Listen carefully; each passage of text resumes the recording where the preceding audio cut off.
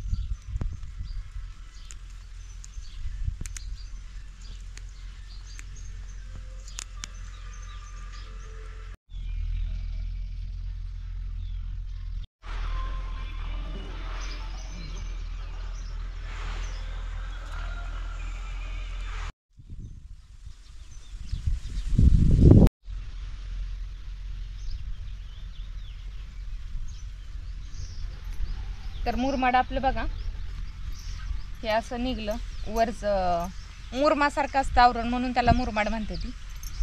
ते काढून घेतलं. आता हे स्वच्छ झालेलं आपलं एवढं, परत अजून एकदा अजून चोळू त्याला.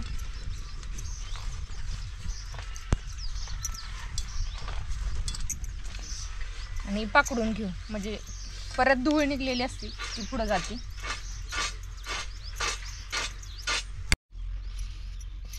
तर ही अशी घाण काढून टाकायची. आता ही पाण्याने स्वच्छ धुवून घ्यायचं 2-3 वेळा.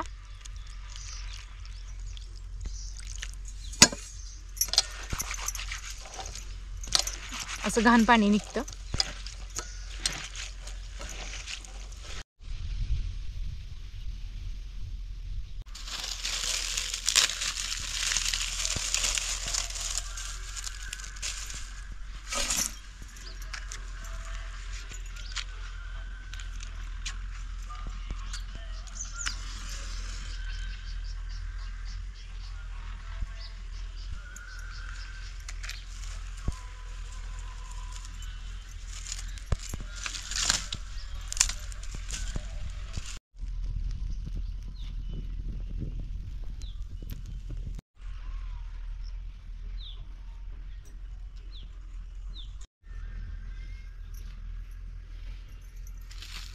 तर आपण भाजी आपली आता उकडाय घातली आहे. उकडून होईपर्यंत आपण कांदा टमाटर चिरून घेऊ, लसूण सोलून घेऊ, म्हणजे पटकन फोडणी टाकावी होती. ही निवडायलाच जरा वेळ लागतो, नाहीतर भाजी एकदम झटपट होती.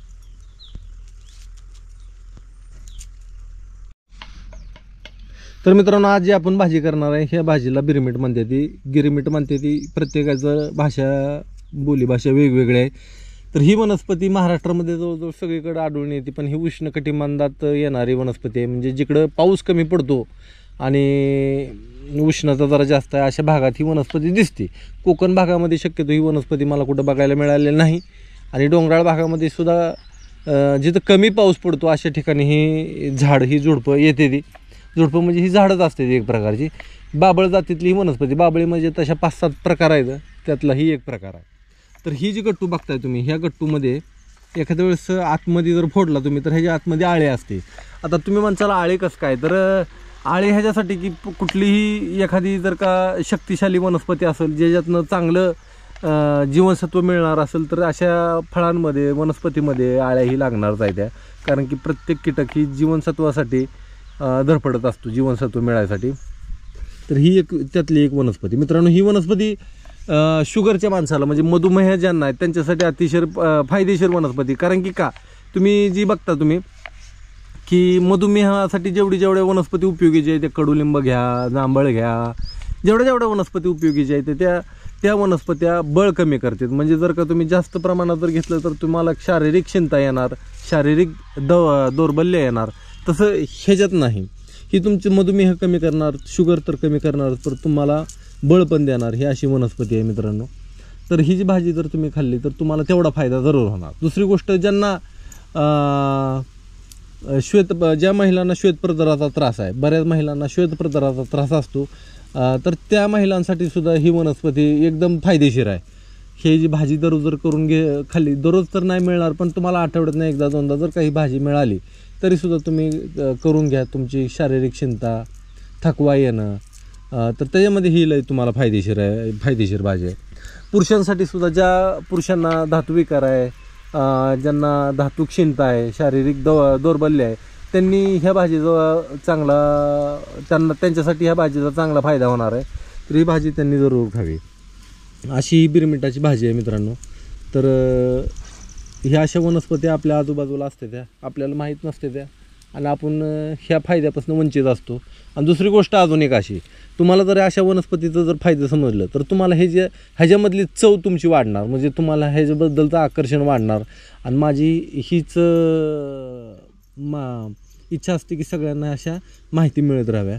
तर आता आपला कांदा टमाटा कापून झालेला आहे, लसूण सोलून झालेला आहे, 1-2 कुड्या अजून घ्यायच्या आहे आपल्याला.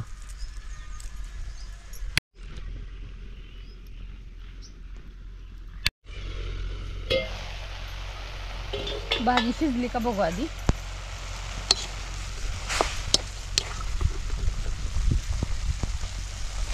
तर आपली भाजी चांगली शिजली, काढून घेऊ.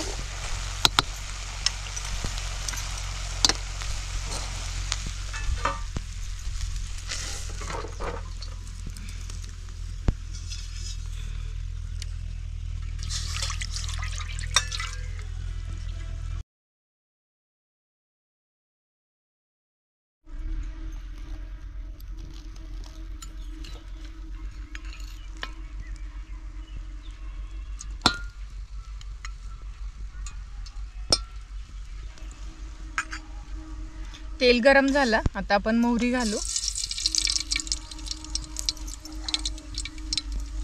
जिरं, लसूण आणि कांदा. कांदा थोडा चांगला परतून घ्यायचा आपल्याला.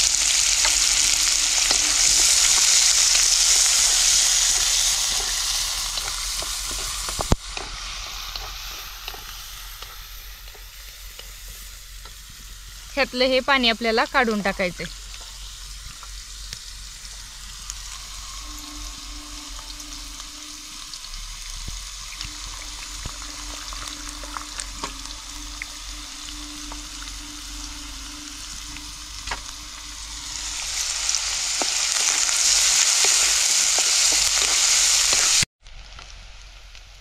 कांदा आपला चांगला परतून झालाय, टमाटा घालून घेऊ.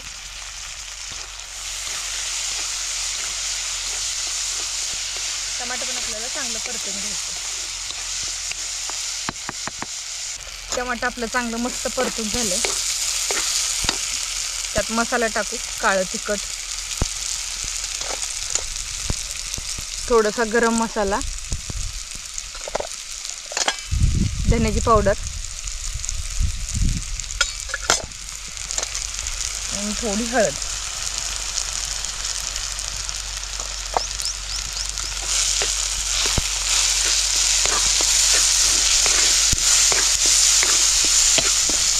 चवीपुरतं मीठ.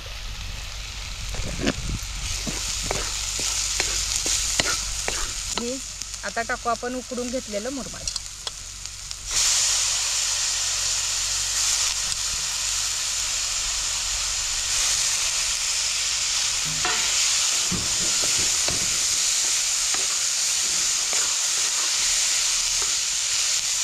आणि थोडंसं पाणी.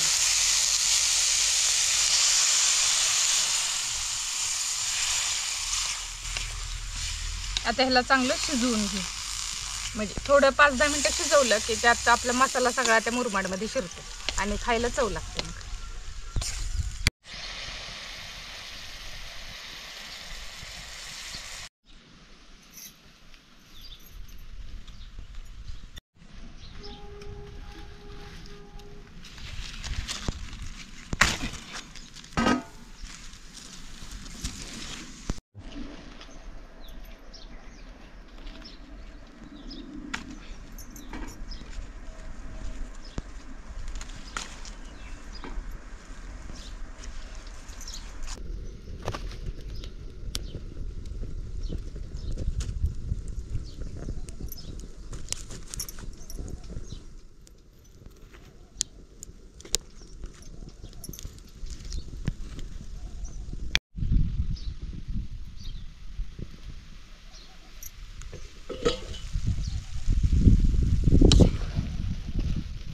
तर भाजी मस्तपैकी आता आपली झाली.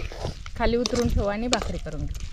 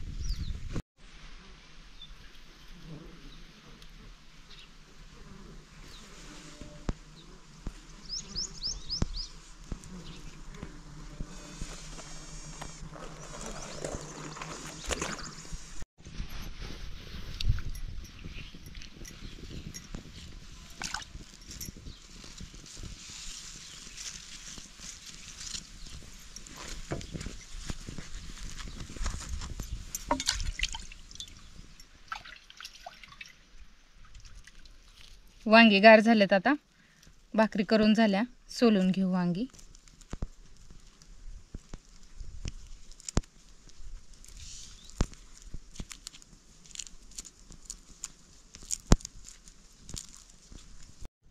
वांग सोलून घेतलं की असं आतनं सगळं बघून घ्यायचं. किडका आहे का असलं तर टाकून द्यायचं. वांगी घेताना चांगली बघून घेतली ती. आता सोलून चांगलं बघून घेऊ. वांग सोलून घेतलं. चवीपुरती चटणी टाकायची. चटणी म्हणजे मिरची पावडर. चवीपुरतं मीठ आणि थोडंसं तेल कच्चंच.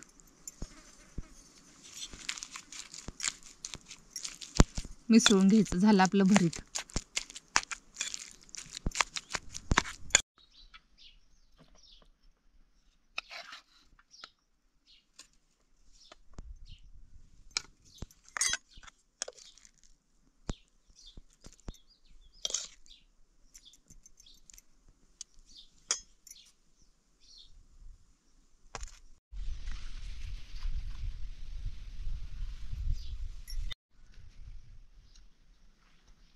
पहिल्यांदा आपण भरीत खाल्लं. भरीत आवडतं म्हणून भरीत एक नंबर झालंच. भरताला आजपत्र कुणीच नावं नाही ठेवली. कुठल्याही बाईने भरीत बनवू द्या, भरीत चांगलं होतं. आता आपण ही भाजी खाऊ.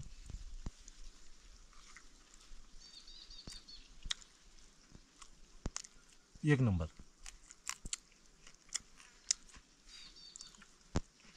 एक नंबर. अप्रतिम. सगळं साधलं. सगळं कुठंच काय चूक नाही. कांद्याची पातळी आपल्याला तोंड लावायला. सगळ्यांनी जेवायला मित्रांनो. तुम्हाला बीट खायचं? होय.